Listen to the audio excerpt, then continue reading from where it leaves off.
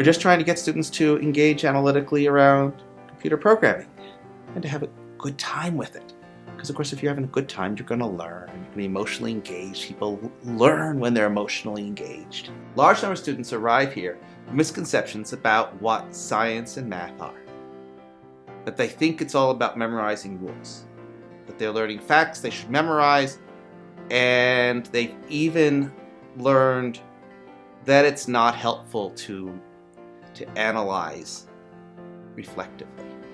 And that undermines their ability to succeed in math and quantitative science and math. The challenge is to get students to playfully engage analytically. I didn't anticipate that we could so quickly teach students enough programming so that we really could focus on the math. One of our rules is if we are in a physics course, we teach no more programming necessary to teach the physics. You have to have a deep understanding of where the students are at, what their misconceptions or preconceptions are, what excites them. I'm very much into intrinsic motivation. And I don't want to just hold out a carrot and say, well, if you learn this, you'll be able to get a job, or you do this and you'll get extra credit. I want them to care about what's going on, because that's really what matters here. I want the analytical engagement, not just the right answer. And that requires finding things that are interesting enough to actually capture someone's attention. We succeed when the teacher's comfort zone includes this sort of teaching. It's all about having students be questioned and not given prompts to do the right thing. It's about learning in the here and now, not when you're reviewing in your notebook later.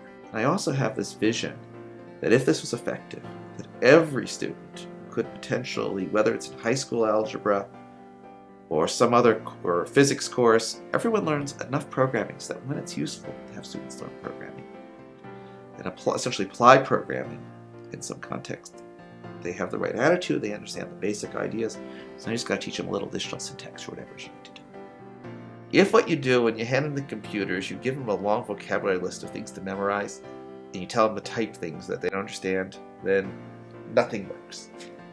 If what happens is you take the students and you give them just enough to have fun with, and you don't burden them with things they don't need to know, they're seduced. They don't even know it. So I'm hoping that we're going to, by the end of the period, have students realize that they can program, be sort of proud of that, realize that this physics stuff, despite what everyone said, or for that matter, your experience when you failed the course last time, we had some students who failed the course last time who were in the class who said, you have to think a lot more here than last time, but it makes a lot more sense. Physics isn't hard, it's fun, it's engaging.